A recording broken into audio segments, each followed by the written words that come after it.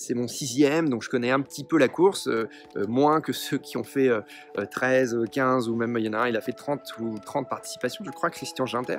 Évidemment, ces gens-là seraient mieux placés que moi pour parler de ce sujet, de la qualité de l'organisation quand on est coureur, mais je crois quand même qu'il faut reconnaître à Patrick Bauer et à ses équipes un talent d'organisation assez exceptionnel. Tout est rodé, tout roule, tout est fluide. Quand on est coureur, c'est très appréciable. Vous êtes sur un tapis roulant, tout est fait pour vous mettre dans les meilleures conditions possibles. People come and people go. Les médecins, un exemple, hein, les médecins sont très aguerris à ce qui peut se passer pour vous dans le sable, ici dans le Sahara, et ne cherchent pas du tout à vous contraindre et éventuellement à regarder la moindre défaillance pour vous mettre hors course. Au contraire, ils vous poussent à vous dépasser et ils sont là pour essayer de vous soigner et vous apporter les soins physiques et le soutien moral le plus fort possible pour que vous puissiez aller au bout du marathon. Et je crois que c'est ça qui fait aussi le succès de cette course. C'est non seulement que c'est super safe, vous avez 2 hélicoptères qui sont là en permanence, certes, a priori, vous les voyez plutôt au-dessus de vos têtes avec des photographes à l'intérieur, mais sachez que s'il y a le moindre pépin grave, ils sont là avant tout aussi pour la sécurité des coureurs, et ça a déjà sauvé des vies sur ce marathon des sables. On entend un peu des histoires sur le marathon des sables, comme quoi il y a eu des morts, comme quoi il y a eu des gens qui se sont perdus. Tout ça, c'est des légendes. Il y a eu un mort une fois sur le marathon des sables, j'étais là, c'est une année où j'étais là. Et le type ne s'est pas réveillé, voilà, il est mort pendant la nuit dans sa tente. Aujourd'hui, sur les courses à pied, sur les marathons, sur les 10 km, vous avez des morts tous les ans, et c'est souvent des gens qui ont des malformations cardiaques ou qui ont des problèmes qui n'ont pas été repérés et qui se révèlent à l'effort. Voilà, comme les joueurs de foot qui s'écroulent tout d'un coup sur un terrain de foot, et pourtant ils ont les meilleurs médecins du monde et les médecins les plus chers payés qui sont aux petits soins pour eux. Et puis concernant les gens qui se perdent, pareil, je crois qu'une fois, et encore une fois j'étais là, c'était une année où j'étais là, une femme s'est perdue, elle a passé la nuit toute seule et ils l'ont retrouvée le lendemain, et honnêtement, bon, j'étais là donc je peux en parler, elle s'est perdue un peu de sa faute, elle était complètement désorientée, déshydratée. Alors certes, quand elle est repartie du checkpoint, les médecins n'ont pas vu l'état de fatigue et de troubles mentaux avancés dans lequel elle était. Ils n'ont pas décelé ça, alors c'est peut-être leur erreur, voilà. Et du coup, elle est partie dans un chemin qui n'avait absolument rien à voir, et pourtant le parcours est quand même balisé. Vous avez une boussole, c'est pas compliqué de tracer un cap, c'est vraiment pas compliqué. Je sais qu'en entendant ça, certains vont me dire tracer un cap, voilà, moi je sais pas faire. C'est hyper simple, tracer un cap, ça prend 30 secondes à vous expliquer. Peut-être une vidéo là-dessus parce que c'est hyper simple, et j'ai rencontré plein de gens ici au Marathon des Sables qui ne savent pas tracer un cap. Tracer un cap, ça peut vous sauver la vie et c'est hyper facile. Voilà. Donc il y a tracer un cap, vous avez une carte, c'est quand même hyper balisé, et il y a quand même des coureurs globalement un peu tout le temps devant vous.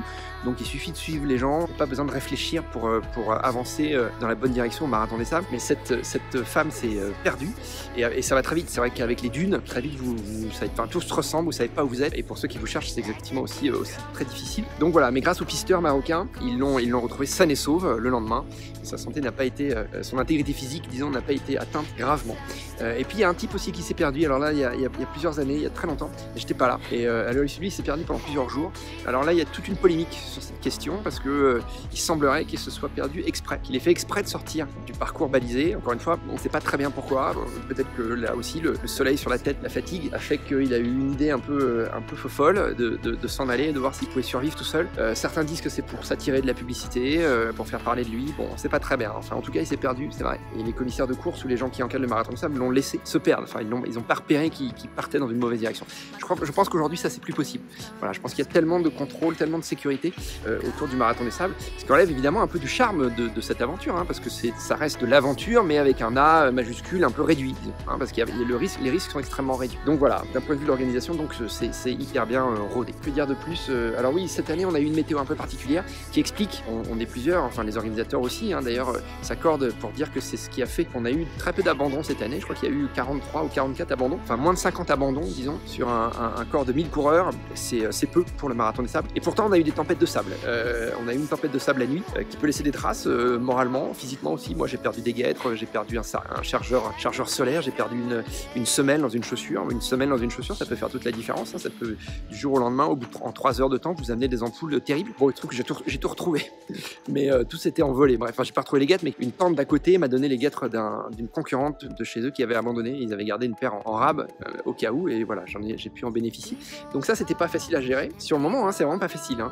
Vous avez du vent partout, le sable qui vole, c'est en pleine nuit, les tentes qui vous tombent dessus. Il est minuit, vous êtes fracassé, fatigué, vous demandez un peu ce qui se passe, et puis vous faites du sable, quoi. Vous respirez du sable, vous en avez plein les yeux, et vous vous demandez bien combien de temps ça va durer. Voilà. Ça a dû, je trouve que ça a duré 1 heure. Donc c'est 1 heure un peu intense, où vous vous rendez compte que les éléments, quand ils s'y mettent, vous pouvez rien faire. Que vous êtes juste une petite fourmi, et que le vent peut vous balayer comme ça. C'est très très impressionnant, ça vous ramène bien à votre petite condition d'être humain sur cette immense planète. Et puis on a eu, sur l'étape marathon, on a eu du vent non-stop. Voilà, sur la fin de la grosse étape aussi, et sur l'étape marathon, on a eu du vent non-stop, avec des dunes, ce qui veut dire que quand vous arrivez avec une dune qui vous arrive au niveau de la tête, et ben tout le sable du haut de la dune, évidemment elle prend le vent, hein, et là, paf, ça vous balance du sable dans la figure. Donc là encore, dans les narines, dans les yeux, voilà. Et pourtant, moi j'avais un masque de motocross Oakley là, qui me couvrait bien le visage. Et ben j'étais obligé d'aller voir les médecins hier pour avoir du collier désinfectant, parce que ça fait 2 jours que j'ai du sable dans les yeux et que mon œil pleure. Mais voilà, donc ça c'est pas facile, mais voilà, mais le fait que les températures n'aient pas été très très élevées cette année, on n'a pas dépassé les 40 degrés je pense, alors que moi je me souviens d'une année où on était à 50 sur l'étape marathon. Là ça fait beaucoup plus de dégâts, hein. Les corps souffrent, on s'en aperçoit pas forcément tout de suite, mais on se déshydrate beaucoup plus, donc c'est beaucoup plus dur. Voilà, donc je crois que cette année ça n'a pas été, hormis la tempête de sable, je dis bien, ça n'a pas été un marathon des sables très difficile, d'autant que les distances étaient un peu réduites. Certes, il y avait quelques passages un peu techniques, mais pas tellement plus que d'habitude, il m'a semblé. Donc une distance moindre, des températures inférieures à ce qu'on a pu connaître par le passé. Ça reste une épreuve extrêmement difficile, le marathon des sables. Il ne faut pas sous-estimer le marathon des sables. Voilà, c'est pas parce que vous faites un top 100, un top 200, un top 300, même un top 400, même un top 500, je veux dire, sur le marathon des sables, qu'il faut se la raconter, et qu'il faut surtout oublier que pour beaucoup de gens, et j'en fais partie, faire le marathon des sables, ça représente, c'est un pari énorme. Voilà, c'est un pari énorme. D'abord, c'est un coût financier, ça prend du temps, on prend sur son temps de famille, de travail, donc c'est vraiment un sacrifice. Moi, j'ai autant de respect pour le mec qui gagne, le Marocain qui court à 12 km/h pendant une semaine, que celui qui termine 999e. J'ai autant de respect. Voilà, je trouve que on devrait tous avoir autant de respect pour les uns et pour les autres, et ne pas critiquer ceux qui arrivent en ayant le dos cassé, ceux qui ont les pieds complètement détruits, et en disant ouais mais lui il a pas préparé ses pieds, il a fait n'importe quoi. Ouais mais peut-être qu'il savait pas, peut-être qu'il a pas eu le temps, peut-être que t'es pas dans sa vie, tu sais pas quelle est sa vie à ce type. Donc on juge pas. Voilà, pour moi c'est on critique pas, on juge pas. Et la seule différence ici au marathon des sables, je pense, elle se fait entre finisher et pas finisher. People come and people go through high streets we know.